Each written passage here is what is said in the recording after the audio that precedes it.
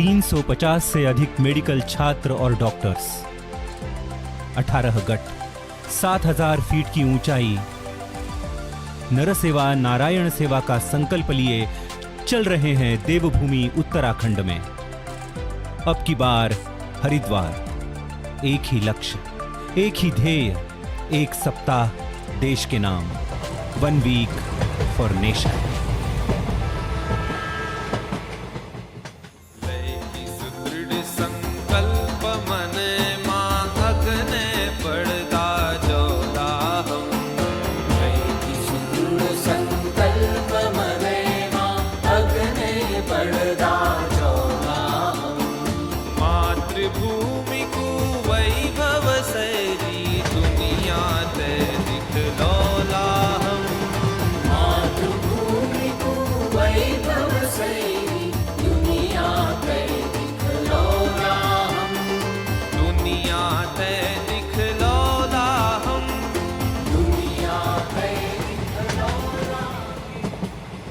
सेवांकुर भारत का एक ऐसा उपक्रम जो गत 8 सालों से वैद्यकीय शिक्षा लेने वाले महाविद्यालयीन छात्रों को अपनी बौद्धिक, मानसिक, भावनिक और आध्यात्मिक शक्तियां पहचानने का अवसर देता आ रहा है।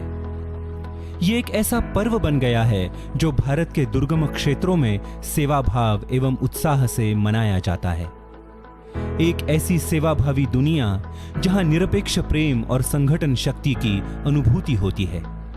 स्वयंसेवी संस्थाएं और स्वयंसेवक पूरा एक सप्ताह समर्पण भाव से देश की युवा पीढ़ी के सामने एक आदर्श रखते हैं ताकि आने वाले समय में वैद्यकीय सेवा में सही अर्थ से सेवा भाव सम्मिलित हो और अपने देश बांधवों के प्रति प्रेम की निरंतर भावना से सभी डॉक्टर्स अपना कार्य करें। जो अभी ट्रेन में सर्वे चल रहा है, इसका एक उद्देश्य ये है कि हम अपने पहचान वाले लोगों के साथ बातचीत करने में तो हमको सुविधा भी लगती है और हम अच्छे से उनसे बातचीत कर सकते हैं। लेकिन जो लोग हमारे लिए अजनबी है, जिनको हमने पहली बार अपने जीवन में देखा है, तो ऐसे लोगों के साथ बात करने में थोड़ी सी मन में हिचक रहती है, थोड़ा एक बैरियर रहता है। तो एक अजनबी लोगों के साथ मिलना, अलग अलग स्वभाव के लोग सफर करते समय मिलते हैं। बहुत सारे एक्टिविटीज का प्लानिंग और ऑर्गेनाइजेशन बहुत अच्छी तरह से अपना कोर टीम और सब कर रहे हैं। आगे चल के यदि हम डॉक्टर बनते हैं और समाज की कोई समस्या का समाधान ढूंढने का प्रयास करते हैं, तो समाज के अध्ययन बिना हम उसका समाधान ढूंढ नहीं सकते। तो चलते चलते जो समय हमको सफर में मिलता है, उसका एक सदुपयोग हो और हम समाज का दर्शन भी कर सकें। तो बड़े अच्छे अनुभव सभी छात्रों को इस ट्रेन के सफर में मिलते हैं। भोजन व्यवस्था की शुरुआत हमारी दिसंबर से स्टार्ट हुई थी। 4 महीने से ऑनलाइन बैठक करवा रहे थे। गुरुवार और शुक्रवार हर कोर टीम के साथ हमारी बैठक होती थी। उसमें मेन चीज जो थी उसमें थी कि जो ट्रेन के स्टेशंस थे, उस स्टेशंस पे food packet 350 food packets available कर देना। इस साल ये सौभाग्य रहा कि सहायता एवं मार्गदर्शन प्रदान करने हेतु स्वामी विवेकानंद हेल्थ मिशन अस्पताल से संपूर्ण सेवांकुर परिवार की 7 दिनों की व्यवस्था की गई। स्वामी विवेकानंद हेल्थ मिशन एक ऐसी संस्था है जो सन 2012 में स्थापित नरसेवा नारायण सेवा का संकल्प लिए देहरादून से 40 किलोमीटर दूरी पर जनजातीय क्षेत्र धर्मावाला में स्थित है। इस अस्पताल के सेवा कार्य की अनुभूति लेने का अवसर सभी सदस्यों को मिला। आज 100 से अधिक बेड्स के साथ ये मल्टी स्पेशलिटी अस्पताल एक भव्य रूप ले चुका है। देवभूमि उत्तराखंड के 4 धामों में से 3 धामों में इस संस्था के 11 धर्मादाय अस्पताल आज कार्यरत हैं और सेवाभावी रूप से स्वास्थ्य संबंधित सेवाएं प्रदान कर रहे हैं।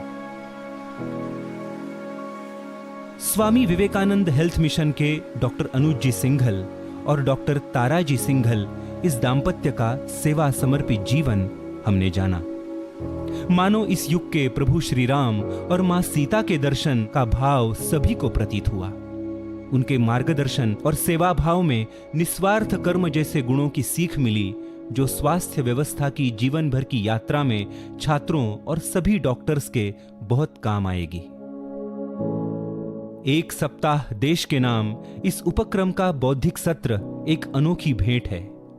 यहां अनेक बुद्धिजीवी व्यक्तित्वों के विचारों का संगम होता है।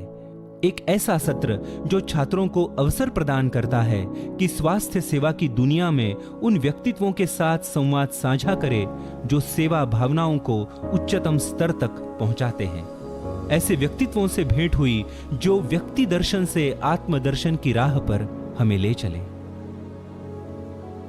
ऐसे व्यक्तित्व हैं श्री रवि जी भूसारी, श्री रमेश जी पांडव, डॉक्टर कृष्ण गोपाल जी, श्रीमती माणिकताई दामले जी, डॉक्टर शैलेंद्र जी, श्री आशीष जी, डॉक्टर अश्विनी कुमार तुपकरी जी। बौद्धिक विकास के साथ साथ शारीरिक स्वास्थ्य के लिए आवश्यक है योग और व्यायाम। इसे ध्यान में रखते हुए दिन की शुरुआत योग, व्यायाम और खेलों से होती है। अपनी संस्कृति, अध्यात्म और इतिहास का परिचय हो, इसलिए उसमें अनेक बौद्धिक खेलों का भी समावेश होता है। एक सप्ताह देश के नाम की मुख्य झांकी है मेडिकल कैंप। उत्तराखंड का पहाड़ी इलाका, 7000 फीट से भी ज्यादा ऊंचाई पर स्थित अनेक गांव और अपनी सेवाएं प्रदान करने अलग अलग 18 गटों में निकले हुए 350 मेडिकल छात्र और डॉक्टर्स। इस कैंप का उद्देश्य केवल मात्र वहां के बांधवों की स्वास्थ्य संबंधी समस्याओं को हल करना नहीं है, बल्कि लक्ष्य है उनके निजी जीवन को जानना, उनकी सामाजिक परिस्थितियों को पहचानना, उनका रहन सहन, उनकी संस्कृति का अभ्यास करना, उनसे वार्तालाप करना और उनके परिवार में घुल मिल जाना। एक दिन पहले ग्राम सभा का आयोजन हुआ। गांव में सभी को मेडिकल कैंप में आने के लिए प्रोत्साहित किया गया। मेडिकल कैंप की शुरुआत सुबह ग्राम स्वच्छता से हुई। उसके बाद नियोजित जगह पर हर एक गट के डॉक्टर्स ने अपने कैंप में लोगों की स्वास्थ्य संबंधी मुफ्त चिकित्सा की और उन्हें आवश्यक दवाइयां निःशुल्क प्रदान की। छात्रों ने लोगों को निरोगी स्वस्थ जीवन तथा व्यक्तिगत स्वच्छता संबंधी मार्गदर्शन भी किया। इस साल 125 गांव के 2500 से भी ज्यादा लोगों तक ये स्वास्थ्य व्यवस्थाएं पहुंचाई गई। इस महत्वपूर्ण मेडिकल कैंप से सभी छात्रों को सेवा भाव की अनुभूति प्राप्त हुई।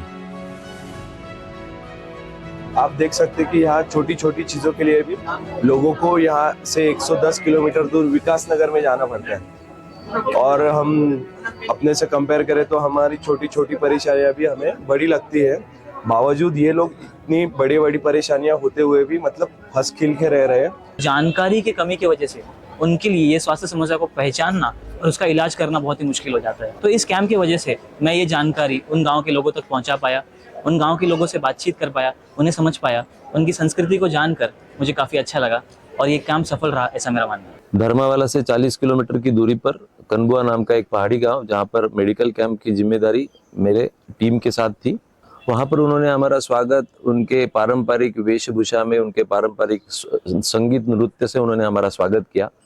और मेडिकल कैंप की जो तैयारी थी, वो तैयारी उन्होंने पूरे गांव ने मिलके एक साथ में की थी। हमारे लिए बहुत अचरज की बात थी कि यह गांव बहुत समृद्ध था, सारा परिवार एकजुट होकर रह रहा था। पर जहां सच में समृद्धि और वैल्यूज की बात अगर देखी जाए तो समृद्धि होते हुए भी वैल्यूज कैसे पीछे पड़ जाती है, यह गांव इस बात का बहुत अच्छा उदाहरण था। क्योंकि ज़्यादातर घर में युवाएं अपने माँ बाप को छोड़कर, गांव को छोड़कर शहर की तरफ चले गए थे। उन्हें यहाँ पता नहीं था कि वहाँ कितनी मूल्यवान चीज़ अपने गांव में छोड़ के जा रहे हैं। सेवांकुर हमें अनकंडीशनल लव, ये वैल्यू सिखाता है। शायद इसी वैल्यू की वजह से हम अपने देश से प्रेम, माता पिता से प्रेम और देश का आदर और माता पिता का आदर करना सीखते हैं। अगर हम यह वैल्यू उन गांव के लोगों तक पहुंचा पाए तो शायद उस गांव के युवा भी शहर को छोड़कर गांव की तरफ वापस आएंगे। जहां सेवांकुर भारत का परिवार एकत्रित हो और भारतीय संस्कृति को याद न किया जाए, भला ये कैसे संभव है? इस उपक्रम में छात्रों द्वारा विविध सांस्कृतिक कार्यक्रमों का आयोजन किया गया। एक सांझ मुख्यतः भजन संध्या के लिए समर्पित हुई और सभी भक्ति में लीन हो गए। सांस्कृतिक संध्या में परमादर्श प्रभु श्री राम जी के समर्पित जीवन पर आधारित अनेक नाट्य छटाओं और नृत्य आविष्कारों की प्रस्तुति हुई। अब ये यात्रा अपने अंतिम चरण पर पहुंच रही थी, जिसमें पतंजलि योग पीठ के दर्शन का सुअवसर मिला। आचार्य बालकृष्ण जी के मार्गदर्शन और उनसे वार्तालाप के पश्चात सभी छात्र और डॉक्टर्स की बहुत सारी शंकाएं दूर हो गई। सेवा भाव का ये एक अलग मार्ग और दृष्टिकोण हृदय में स्थापित कर अगले पड़ाव की ओर सभी बढ़ चले। हरिद्वार में एक सप्ताह देश के नाम का आयोजन हो तो मां गंगा मैया के पवित्र दर्शन का भाग्य मिलना स्वाभाविक ही था।